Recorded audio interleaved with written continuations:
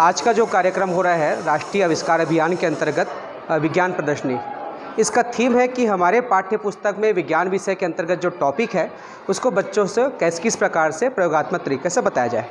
तो उसी उद्देश्य की पूर्ति के लिए कक्षा 5वीं के पाठ्यक्रम में है दर्पण का खेल। तो दर्पण के खेल में जितनी भी गतिविधियां दिया गया है उसको पुस्तक से उठा करके हमने प्रैक्टिकल आपके बीच रखने का प्रयास किया, जिसमें सबसे पहले बच्चों से क्यूरियोसिटी लाने के लिए कि वास्तव में दर्पण का खेल किस प्रकार से होता है। कुछ हमने फोटोग्राफ्स दिया कि इसको पढ़ने के लिए, तो बच्चे पढ़ नहीं पाए। उसके बाद हमने बताया कि इसको हम दर्पण की मदद से पढ़ सकते हैं। तो बच्चे के मन में ये रुचि आ गया कि वास्तव में दर्पण में हम नया चीज़ सीख सकते हैं। इसके बाद जैसे पाठ में बताया गया है कि दायां बायां, अर्थात दर्पण में जो है चीज़ों का प्रतिबिंब दायां बायां बनता है, उसके लिए हमने अलग अलग गतिविधि कराएं। तो जो स्कूल में हमने कराए हैं उसी को हम यहाँ पर लेके आए। जैसे कि देख सकते हैं ये पर्यावरण लिखा हुआ है अपोजिट में, लेकिन दर्पण लगते हैं तो ये सीधा दिखाई देगा। ये उल्टा है, यहाँ पर दर्पण का प्रतिबिंब है तो ये सीधा हो गया।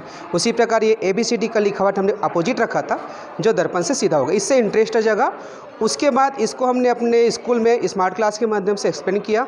और यदि आप देखना चाहते हैं किस प्रकार, तो यहाँ पर हमने स्कैनर भी दिए हैं जिसको आप गूगल लेंस के माध्यम से देख सकते हैं QR कोड से। अब यदि बच्चे से पूछा जाए कि क्या आप जैसा दिखाई देते हो वैसा ही आप दर्पण में दिखते हो, तो पहला जवाब आता है कि हम जैसे हैं वैसे ही दर्पण में दिखाई देते हैं। और हम बचपन से कंघी भी कर रहे हैं दर्पण देते, लेकिन कभी हमको एहसास नहीं हुआ। इस चीज़ को समझने के लिए हम जैसा है वैसा दिखाई देते हैं, हमारा साइड चेंज होता है, इसलिए हमने एक प्रयोग किया। ये बच्चे का वास्तविक फ़ोटो है और ये दर्पण में है। ये हमने बड़े स्लाइड के माध्यम से बच्चे के बीच रखा और वो अंतर कर पाए कि हमारा जो लेफ्ट साइड है वो राइट में दिखाई देता है, राइट का लेफ्ट होता है। इसी प्रकार अन्य प्रयोग है, नाम को हम किस प्रकार से दिखाई देंगे दर्पण, इसको हमने दिखाया, इसका भी QR कोड है। अब इस सबसे महत्वपूर्ण टॉपिक होता है कि एम्बुलेंस में अक्षर उल्टा क्यों दिखाई देता है। इसको हम समझते हैं लेकिन बच्चे को समझाया कैसे, इसलिए हमने यहाँ पर स्लाइड के माध्यम से एम्बुलेंस का फ़ोटो दिखाया। और एम्बुलेंस के फ़ोटो में आप देखेंगे हमने बताया कि ये अगर एम्बुलेंस है तो हम उसके आगे जा रहे हैं तो हमारी बाइक में इस प्रकार से साइड ग्लास रहती है। तो साइड ग्लास में आप देखेंगे एम्बुलेंस जो है इस प्रकार से सीधा दिखाई देता है। इससे बच्चे ने इसके महत्व को समझा कि जो एम्बुलेंस में मरीज जा रहे हैं उसके लिए हमको रास्ता क्लियर करना पड़ेगा, और इस प्रकार से वो यातायात के नियमों से भी अवगत हुए। ये दर्पण के गुण का हमने व्यवहारिक जीवन में भी उपयोग कराया। इसके बाद जो अगला पॉइंट आता है, अगला पॉइंट आप देखेंगे कि इसमें पाठ में जो है एक गतिविधि है जिसे बताया गया है कि एक वस्तु का हम अलग अलग प्रतिबिंब करा सकते हैं। लेकिन इसमें इंटरेस्ट कैसे जगाएं, बच्चे को हम ये क्यों सिखाएं, तो उसको हमने बताया कि आपने ये पिक्चर देखा जिसमें फिर हेरा फेरी पिक्चर का ये है जिसमें अक्षय कुमार जो है एक भूल भुलैया में चले जाते हैं और वहाँ हमको बहुत ही उसको दृश्य को देखने में हमको काफ़ी एंजॉय लगता है, मज़ा आता है।